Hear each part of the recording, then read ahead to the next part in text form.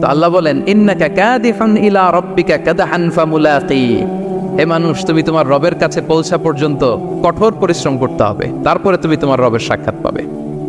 তার মানে এই দুনিয়াটা হচ্ছে পরিশ্রমের জায়গা প্রিয় ভাইরা। এখানে পরিশ্রম না করলে সফলতার দেখা মিলে না। বাঁচতে হলে, সারভাইভ করতে হলে, টিকে থাকতে হলে আপনাকে পরিশ্রম করতে হবে।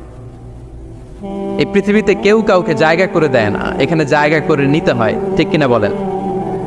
আপনি যদি পরিশ্রম করেন, পরিশ্রমে যে ঘাম ঝরে শরীর থেকে, পরিশ্রমের ঘামে জন্ম নেয় সফলতার বীজ।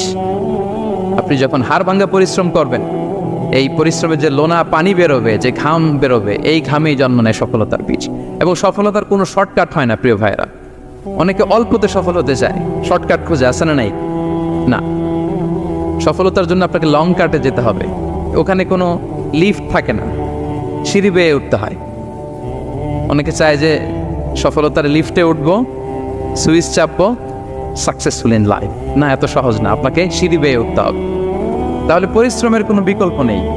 এই দুনিয়াটা হচ্ছে পরিশ্রমের জায়গা, সংগ্রামের জায়গা। আপনি সফল হতে হলে আপনাকে পরিশ্রম করতে হবে, করতেই হবে। আর পরিশ্রমে কোনো লজ্জা নেই। আমি বিভিন্ন আমার আলোচনায় বলি, কাজে লজ্জা নেই।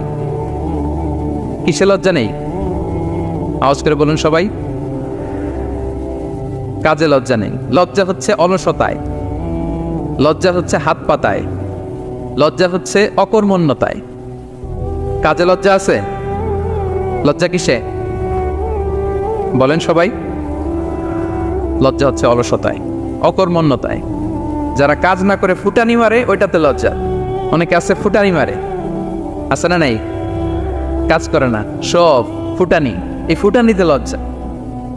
কিন্তু পরিশ্রমে কোনো লজ্জা নেই। এজন্য আল্লাহ তাআলা বললেন, ইয়া আইয়ুহাল ইনসান ইন্নাকা কাদিহুন ইলা রাব্বিকা কাদহান ফামুলাকি, হে মানুষ তোমার রবের কাছে পৌঁছা পর্যন্ত তোমাকে পরিশ্রম করতে হবে।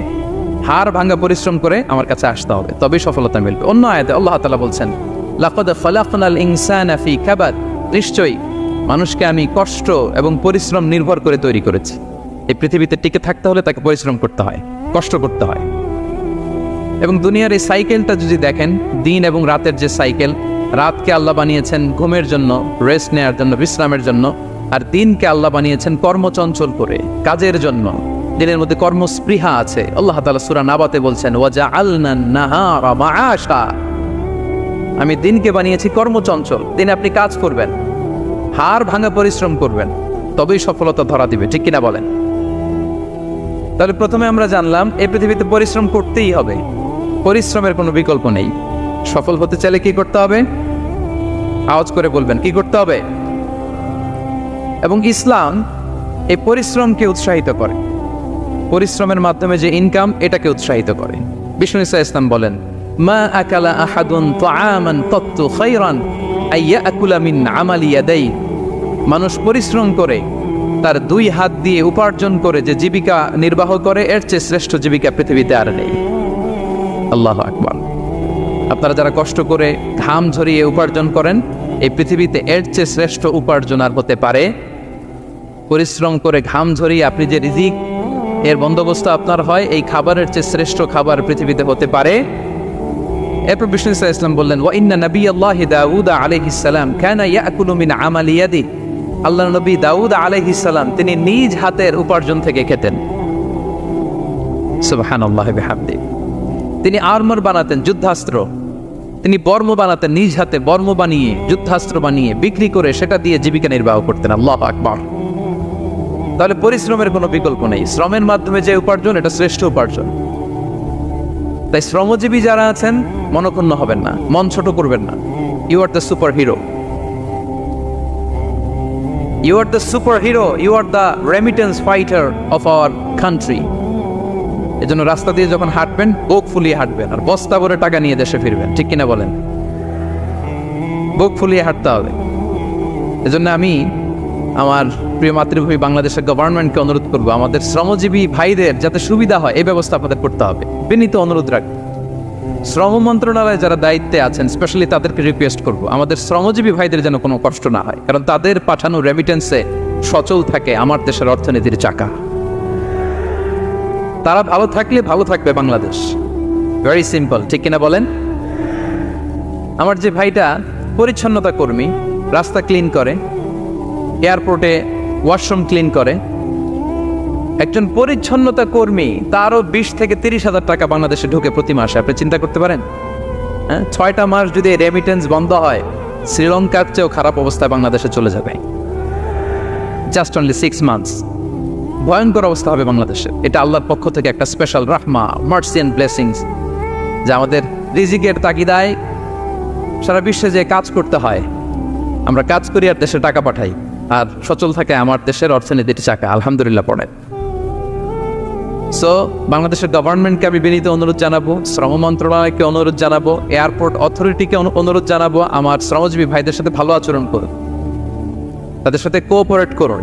বিশেষ করে যতগুলো দূতাবাস আছে সারা বিশ্বে, বাংলাদেশের যে মিশনগুলো, দূতাবাসগুলো, আমার শ্রমজীবী ভাইদের যে কোনো কাজকে অগ্রাধিকার ভিত্তিতে আপনারা সার্ভিস দিন।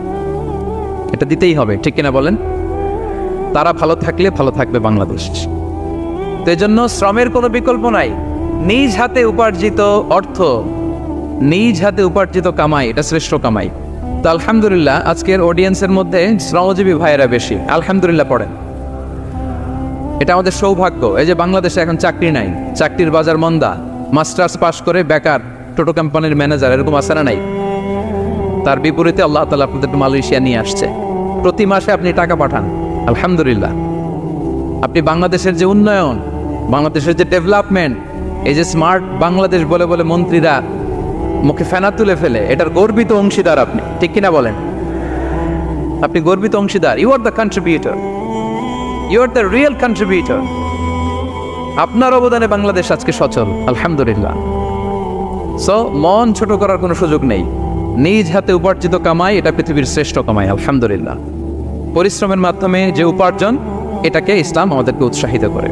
শুধু নামাজ, রোজা, জিকির এগুলো নিয়ে ইসলাম আমাদেরকে পড়ে থাকতে বলেনি। কোরআনিক অর্ডার হচ্ছে আপনার নামাজ শেষ, আপনি বেরিয়ে পড়বেন, কাজে বেরিয়ে যাবেন। ফাইদা কুদিয়াতিস সালাতু ফান্তাশিরু ফিল আরদি ওয়াবতাগু মিন ফাদলিল্লাহ। বিধানটা কার বলুন?